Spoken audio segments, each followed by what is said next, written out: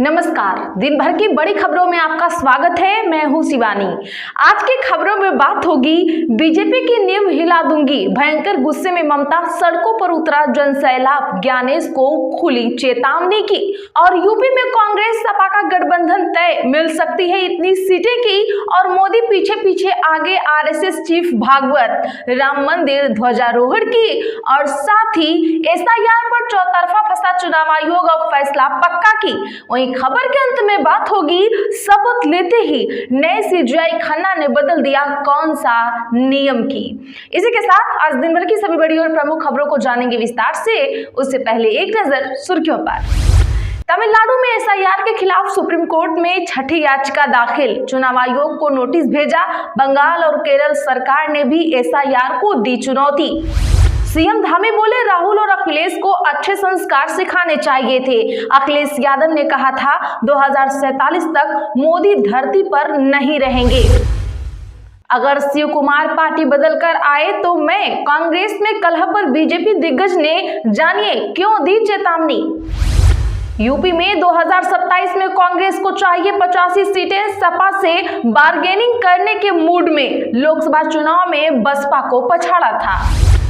राम मंदिर ध्वजारोहण के बीच अखिलेश यादव बोले पूर्ण करेंगे संकल्प, इशारों में दिए संकेत। गृह मंत्री की कुर्सी संभालते ही सम्राट बोले बुलडोजर तैयार है, 400 माफिया की लिस्ट रेडी, जेल में सख्ती बढ़ेगी। स्कूल और कॉलेज के बाहर रोमियो पर होगा एक्शन। सीजीआई बनने के बाद जस्टिस सूर्यकांत ने 17 केस सुने। पहले ही दिन ओरल मेंशनिंग बंद की, अब लिखित अपील होगी, कहा न्याय रुकना नहीं चाहिए। ममता बनर्जी बोली चुनाव आयोग अब बीजेपी आयोग बन गया है। एनटी और एसआईआर रैली में कहा यह निष्पक्ष संस्था नहीं, मुझे चुनौती दी तो बीजेपी की नींव हिलाकर रख दूंगी। जोधपुर कांग्रेस में अंदरूनी कलह तेज, नेताओं के वार पलटवार का दौर हुआ तेज। सबसे खास सिपत सलाहर ने कहा मुस्लिम सिर्फ वोट बैंक, दूसरे नेता ने याद दिलाई पुरानी दोस्ती।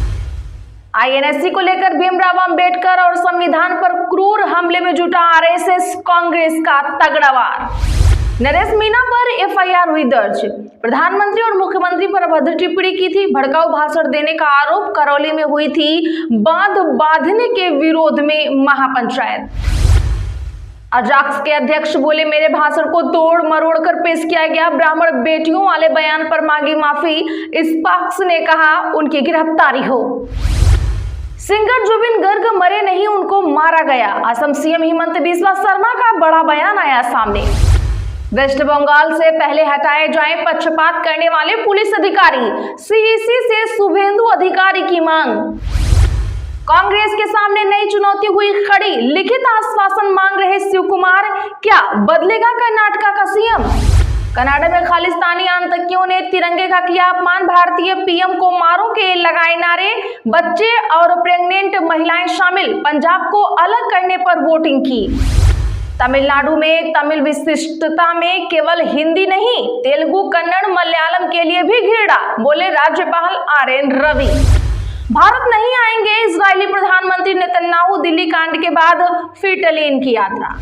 रोहिणी ने जारी किया सांसद चंद्रशेखर का कथित ऑडियो, लिखा वह बीजेपी का साथ देगा, कल भीम आर्मी की रैली में मैं होंगी शामिल। अयोध्या राम मंदिर पर फहराई गई धर्म ध्वजा, नहीं पहुंचे बीजेपी नेता विनय कटियार, बोले राम मंदिर का श्रेय लेने वाले झूठे। आतंकी डॉक्टर मुजम्मिल को फरीदाबाद गुरुग्राम लेकर पहुंची एनआईए, बोला यहीं से खरीदा 1600 kilo ammonium nitrate. Al Falah university में 1.5 घंटे तक हुई छानबीन। चलिए जानते हैं अब बड़ी और प्रमुख खबरों को विस्तार से। उससे पहले वीडियो को लाइक करें, साथ ही आपसे रिक्वेस्ट खबरों को आखिर तक जरूर देखें।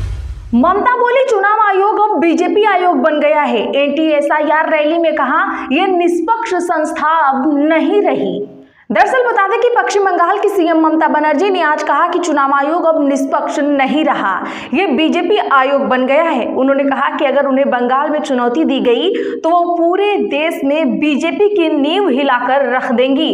ममता बोनगांव में एंटी एसआईआर रैली को संबोधित कर रही थी। ममता ने दावा किया कि यदि राज्य के मतुआ और बहुल क्षेत्रों में रहने वाले लोग नागरिकता अधिनियम सीएए के तहत स्वयं को विदेशी घोषित करते हैं तो उन्हें तुरंत मतदाता सूची से हटा दिया जाएगा। अगर एसआईआर का मकसद अवैध बांग्लादेशियों को हटाना है तो बीजेपी शासित राज्यों में एसआईआर क्यों नहीं कराया जा रहा? क्या बीजेपी यह स्वीकार कर रही? अगर एसआईआर का मकसद अवैध बांग्लादेशियों को हटाना है तो बीजेपी शासित राज्यों में एसआईआर क्यों कराया जा रहा है? क्या बीजेपी यह स्वीकार कर रही है कि उसके डबल इंजन वाले राज्यों में भी घुसपैठियां मौजूद हैं? अगर बांग्लादेशी समस्या है तो आप मध्य प्रदेश और उत्तर प्रदेश में एसआईआर क्यों चला रहे हैं? एक बार एसआईआर के बाद आई ड्राफ्ट वोटर लिस्ट सामने आ जाएगी, तब लोग समझ जाएंगे कि चुनाव आयोग और बीजेपी ने कितना बड़ा विनाश किया है। मुझे बांग्लादेश एक देश के रूप में बहुत पसंद है क्योंकि हमारी भाषा एक जैसी है। मैं बीरभूम से हूँ, लेकिन एक दिन वे मुझे बांग्लादेशी कहेंगे। अयोध्या राम मंदिर पर फहराई गई धर्म ध्वजा, नहीं पहुंचे बीजेपी नेता विनय कटियार, बोले राम मंदिर का श्रेय लेने वाले सभी महा झूठे। दरअसल चुनाव जीतने के लिए जिस राम मंदिर का उद्घाटन किया गया वो संपूर्ण नहीं था, लेकिन आज अयोध्या का राम मंदिर संपूर्ण हो गया। प्राण प्रतिष्ठा के 673वें दिनों बाद पीएम मोदी और आरएसएस प्रमुख मोहन भागवत ने मंदिर के शिखर पर ध्वजारोहण किया। सुबह 11:50 पर अभिजीत मुहूर्त में बटन दबाते ही 2 किलो की केसरिया ध्वजा 161 फीट ऊंचे शिखर पर फहराने लगी। पीएम भाव विभोर हो गए। उन्होंने धर्म ध्वजा को हाथ जोड़कर प्रणाम किया। लेकिन इसके पीछे की जो पूरी सच्चाई है वो बीजेपी के नेता विनय कटियार ने बयां की है। राम मंदिर आंदोलन के बड़े बीजेपी नेता विनय कटियार ने कहा, मैं डरपोकों के बीच नहीं जाता। अगर राम मंदिर परिसर से मस्जिद मकबरे नहीं उखड़वाए होते तो यह दिन नहीं आता। मंदिर निर्माण का श्रेय लेने वाले सभी महाझूठे हैं। वहीं अयोध्या के सपा सांसद अवधेश प्रसाद ने कहा कि श्री राम तो सभी के हैं, लेकिन बीजेपी राम मंदिर की ठेकेदार बनी हुई है। मुझे कार्यक्रम में नहीं बुलाया गया, अगर बुलाते तो मैं नंगे पैरों दौड़ कर जाता। तमिलनाडु में एसआईआर के खिलाफ सुप्रीम कोर्ट में छठी याचिका दाखिल, चुनाव आयोग को नोटिस भेजा गया। जी हां दर्शकों, बता दें कि देश के 12 राज्यों व केंद्र शासित प्रदेशों में 4 नवंबर से स्पेशल इंटेंसिव रिवीजन प्रक्रिया चल रही है। तमिलनाडु में भी हो रही एसआईआर प्रक्रिया को मरूम लाटची द्रविड़ मुनेत्र कगजम पार्टी प्रमुख वाइको ने सुप्रीम कोर्ट में चुनौती दी है, जिस पर कोर्ट ने आज चुनाव आयोग से जवाब मांगा है। वाइको ने कहा कि राज्य की रिवीजन प्रक्रिया कई नियमों और लोगों के मूल अधिकारों का उल्लंघन करती है। कोर्ट ने इस मामले में अगली सुनवाई 2 दिसंबर को करेगा, ऐसा कहा। तमिलनाडु में वाइको की याचिका के अलावा डीएमके, सीपीआईएम, एक्टर विजय की पार्टी टीवीके, साथ ही कई पार्टियां भी एसआईआर प्रक्रिया का विरोध कर चुके हैं। दूसरी ओर अन्ना द्रमुक ने एसआईआर के समर्थन में आवेदन दिया है। एसआईआर प्रक्रिया को तमिलनाडु के अलावा बंगाल कांग्रेस, टीएमसी और केरल सरकार भी सुप्रीम कोर्ट में चुनौती दे चुकी है। कोर्ट ने 11 नवंबर को मद्रास और कलकत्ता हाई कोर्ट की मामले में सुनवाई रोकने को कहा था। उधर चुनाव आयोग ने तृणमूल कांग्रेस को शुक्रवार को बैठक के लिए बुलाया है। इसी ने ममता बनर्जी को पत्र लिखकर कहा है कि पार्टी का एक प्रतिनिधिमंडल शुक्रवार को सुबह 11 बजे आयोग से मिल सकता है। इसी ने बताया कि टीएमसी नेता डेरेक ओब्रायन ने पार्टी सांसदों के प्रतिनिधिमंडल के लिए अपॉइंटमेंट मांगा था। आयोग ने कहा कि वह राजनीतिक पार्टियों के साथ बातचीत का हमेशा स्वागत करता है। उत्तर प्रदेश में 2027 में कांग्रेस को चाहिए 85 सीटें, सपा से बार्गेनिंग करने के मूड में कांग्रेस। जी हाँ, यूपी का दलित समाज संविधान को लेकर काफी संजीदा है। 2024 में जब संविधान पर खतरे की बात उठी तो दलितों ने बसपा की बजाय कांग्रेस को वोट दिया। जहां कांग्रेस के प्रत्याशी चुनाव में उतरे वहां बसपा को काफी कम वोट मिले। वहीं इंडी गठबंधन में शामिल जहां सपा लड़ी वहां बसपा को ज्यादा वोट मिले। कांग्रेस इसी आंकड़े के आधार पर अब 2027 विधानसभा में सपा के साथ सीटों की बार्गेनिंग करने जा रही है। दलितों में अपनी पैठ मजबूत करने के मकसद से कांग्रेस 26 नवंबर से दलितों को जोड़ने के लिए चौपाल पर संविधान की चर्चा अभियान शुरू करने जा रही है। बता दूं कि कांग्रेस पार्टी के अनुसूचित जाति विभाग के राष्ट्रीय अध्यक्ष राजेंद्र पाल गौतम कहते हैं कि यूपी में दलितों के स्वाभिमान पर लगातार हमले हो रहे हैं। हम उनके बीच जाएंगे और भाजपा की साजिश के बारे में उन्हें खोल कर बताएंगे।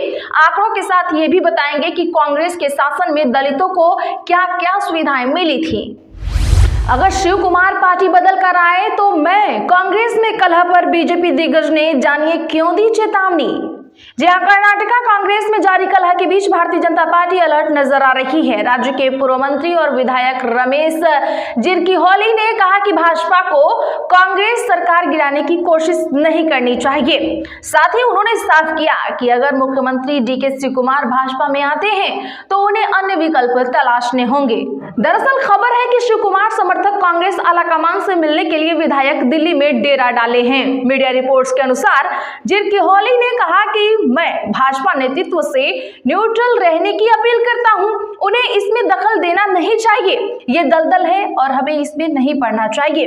उन्होंने कहा पावर शेयरिंग को लेकर नेताओं के बीच कंफ्यूजन है। कुछ नेता सीएम को हटाने की कोशिश कर रहे हैं ताकि वह पद हासिल कर सके। वो जो चाहते हैं उन्हें करने दीजिए। हमने अगले चुनावों का इंतजार करना चाहिए और पूर्ण बहुमत के साथ आना चाहिए। ये मेरा निजी विचार है। भीमराव अंबेडकर संविधान पर क्रूर हमले में जुटा आरएसएस, कांग्रेस का तगड़ा वार। बता दें कि कांग्रेस ने बाबा साहेब अंबेडकर और संविधान का नाम लेते हुए राष्ट्रीय स्वयंसेवक संघ पर आज हमला बोला है।